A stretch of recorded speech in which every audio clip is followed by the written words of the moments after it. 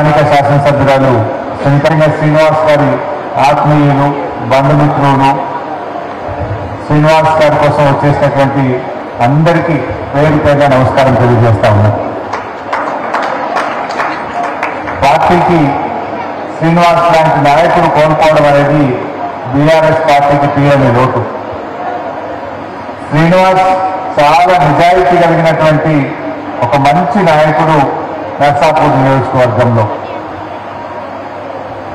3 సార్లు సర్పంచిగా గెలవడం అంటేనే ఆయన నిజాయితీ ఏందో, ప్రజల పట్ల ఆయనకున్న ప్రేమ ఏందో మనకు సూచిస్తుంది. ఈ రోజుల్లో ఒక్కసారి సర్పంచ్ గెలిచినా రెండోసారి గెలవాలంటే చాలా కష్టం. ఒకే గ్రామ పంచాయతీలో 3 సార్లు సర్పంచ్గా గెలవడం అంటే ప్రజల పట్ల ఎంత డెడికేషన్, ప్రజలకు ఎంత సేవ చేస్తే 3 సార్లు గెలిపిస్తారో మనకు తెలియదు కాదు.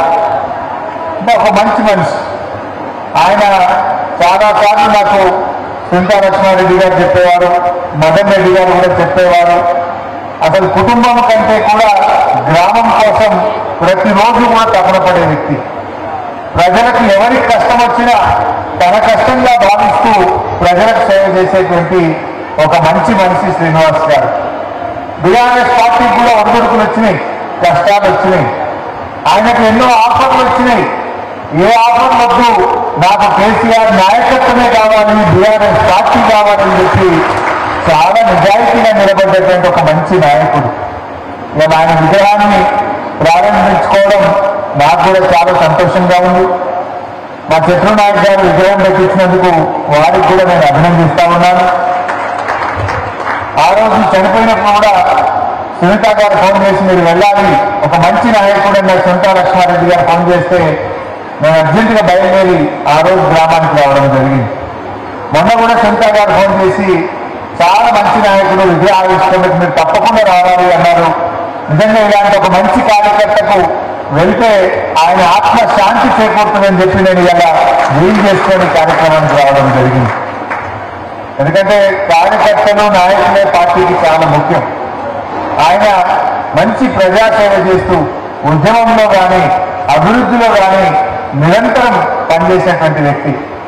నిజానికి ఇందాక మా చంద్రగౌడ్ అన్నట్టు ఆ రోజు నర్సాపూర్ రెవెన్యూ డివిజన్ కావాలి అని పట్టుబట్టి నిరాహార దీక్ష శిబిరం నడపడంలో ఒకడు మా శ్రీనివాస్ గారు.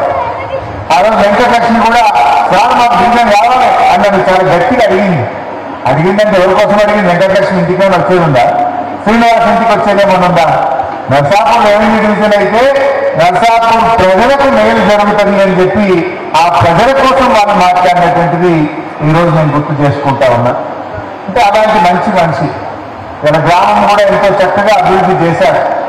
భవిష్యత్తులో కూడా తప్పకుండా శ్రీనివాస్ కుటుంబానికి సునీత గారు కానీ నేను కానీ బీఆర్ఎస్ పార్టీ పూర్తి అండదండలు అందిస్తుందని చెప్పి మనం చూస్తా ఉన్నా. ఎంత చేసినా తండ్రి లేని లోటు తీర్చలేదు. అమ్మాయి వైష్ణవి విషయంలో భవిష్యత్తు విద్య కోసమైనా భరత్ కోసమైనా వాళ్ళ పెళ్లిళ్ళ విషయంలోనైనా పార్టీ పూర్తిగా ఒక తండ్రిని మేము ఇవ్వలేమేమో కానీ పార్టీగా మేమందరం కూడా నిలబడతాం. ఆ కుటుంబానికి అన్ని రకాలుగా అండదండగా ఉంటామని చెప్పి కూడా ఈ సందర్భంగా నేను గుర్తు చేస్తా ఉన్నా. సరే, ఈరోజు శ్రీనివాస్ ఒక ఉద్యమకారుడు. శ్రీనివాస్ బీఆర్ఎస్ పార్టీ వ్యవస్థాపకుల్లో ఒకడు. సిపిఐ పార్టీ నుంచి, లెఫ్ట్ పార్టీ నుంచి వచ్చి చాలా అద్భుతంగా బీఆర్ఎస్ పార్టీ ఎదుగుదలకు ఈ నర్సాపూర్ తాలూకాలో ఈ ప్రాంతంలో పనిచేసినటువంటి నాయకుల్లో ఆయన ఒకరు. మరి ఇలా ఆయన ఉండుంటే ఈ పోరాటాల్లో ఈ ప్రభుత్వం ఎట్లా ఫెయిల్ అయిందో కూడా మనం చూస్తూ ఉన్నాం. ఇలా పొద్దున్నే గాంధీ భవన్లో గొర్రెలు తోలిచ్చిరట. మొత్తం గొల్లకుర్మలందరూ పోయి గాంధీ భవన్లో గొర్రెలు తోలిరట. ఎందుకు? 100 రోజుల్లో 2వ విడత గొర్రెలు ఇస్తాను, 500 రోజులు ఇది మీ సంగతి ఏంటని గొల్లకుర్మలంతా గాంధీ భవన్ ఉపయోగించినట్టు కాదు. గొర్రెలు కూడా అయినాయట గాంధీ భవన్. మా యాదవ్లో మంత్రిపదం సంగతి ఏంటని అడిగిందట. అంటే ఏది చూసినా అంత ఆగమాగం సగం ఉండదు. గ్యాస్ పథకం ప్రారంభించింది. ఇదేమైంది? 3 నెలలే గ్యాస్ సిలిండర్ల సబ్సిడీ పైసలు ఉండకుండా పడతలేదు. బంద్ అయిపోయింది, సబ్సిడీ బంద్ అయిపోయింది. ఇందిరమ్మ ఆత్మీయ భరోసా అన్నారు. అది 10 లక్షల మందికి వేస్తామన్నారు. 1,00,000 మందికి ఒక్కసారి వేసిండు, దాన్ని బంద్ పెట్టింది. అది కూడా అదే పని. ఇక రాజీవ్ యువ వికాసం అయితే ప్రారంభం కాకముందే ఆగిపోయింది. దాని సంగతి సన్నాలకు బోనస్ అన్నారు, అది కూడా ఉత్తగా అయిపోయింది, తుస్సుమన్నారు. ఇప్పుడు ఈ యాసంగి పంటకు సన్న బట్టలకు ₹1 కూడా బోనస్ ఇవ్వలే. బోనస్ కూడా అట్టెక్కింది, బోనస్ అయిపోయింది. ఒక తాపు ఇచ్చిండు, బోనస్ బంద్ అయిపోయింది. రాజీవ్ వికాసం స్టార్ట్ అయ్యాలి. గ్యాస్ సిలిండర్ 3 నెలల బంద్ అయిపోయింది. గొర్రెలు బంద్ పెట్టేసిండు. ఏది కూడా చెప్పలేదు. రాంగ చిప్పటితుర్తిలో ఆగించాం. అలా చిప్పటితుర్తి కదా చూస్తే గ్రామ పంచాయతీ ముందు ట్రాక్టర్ తాళం వేసి పెట్టింది. ఆ డ్రైవర్ కూర్చున్నాడు, సఫాయి అయినా కూర్చున్నాడు. ఏది పోయి ట్రాక్టర్ గీడు ఉంది అంటే అలా గాసం లేదు, గాసం లేదు, ఏం చేయమంటావు అంటుంది. అంటే ఏమైంది అన్న, డీజిల్కు పైసలు లేవు సార్, 20 రోజులే ట్రాక్టర్ తీస్తలేవు, డీజిల్కు పైసలు లేవు అన్నాడు. అంతే అంటలేదు. ఆ ఊర్లో 110 బుగ్గలు ఉంటే 90 బుగ్గలు లేకపోయినాయట. 10,000 బుగ్గలే ఎదుగుతున్నాయి. కాలిపోయిన బుగ్గలు వేద్దామంటే పైసలు లేవట. పై బలిపోతే అతికిద్దామంటే కుక్కడు వేద్దామంటే పైసలు లేవట.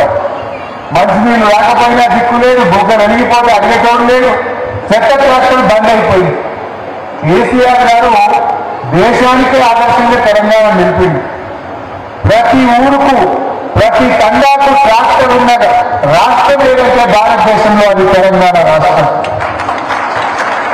పల్లెకు ట్రాక్టరు, ట్యాంకరు, ట్రాలీ ఇచ్చిండు, నర్సరీ కట్టించిండు, డంప్ యార్డ్ కట్టించిండు, వైకుంఠ ధామాన్ని కేసీఆర్ కట్టించిండు. ఈ రేవంత్ రెడ్డి ఏమంటాడు, కేసీఆర్ ఆనవాళ్ళు లేకుండా చేస్తా, కేసీఆర్ ఆనవాళ్ళు లేకుండా చేస్తా. ఏం చేస్తాం ఆనవాళ్ళు? ఇచ్చిన ట్రాక్టర్ను గ్రామ పంచాయతీ మొదలెట్టి తాళం వేసి చెత్త వేయకుండా చేయడమే కేసీఆర్ ఆనవాళ్ళు లేకుండా చేయడమా? మార్పు అంటే ఏం మార్పు? ఊర్లను చీకట్మయం చేసి బుగ్గలు ఎగరకుండా చేయడమే కాంగ్రెస్ పార్టీ తెచ్చిన మార్పు. ఊళ్ళలో పడ్డ బుగ్గలు లేవు, చెత్త ట్రాక్టర్ 20 రోజులు అయిన తర్వాత వానకాలం వచ్చింది. ఇలా వానకాలంలో చెత్త ఎరకపోతే డయేరియా, అంటురోగాలు, విషజ్వరాలు వచ్చి వైరల్ ఫీవర్స్ వచ్చి గ్రామాల్లో ప్రజలు ఇబ్బంది పడరా? ఏం చేస్తుంది రేవంత్ రెడ్డి? పాలన గాలి వదిలేసిండు, ప్రతిపక్షాల మీద అక్రమ కేసులు పెట్టుకుంటూ పనిచేస్తా ఉన్నాడు.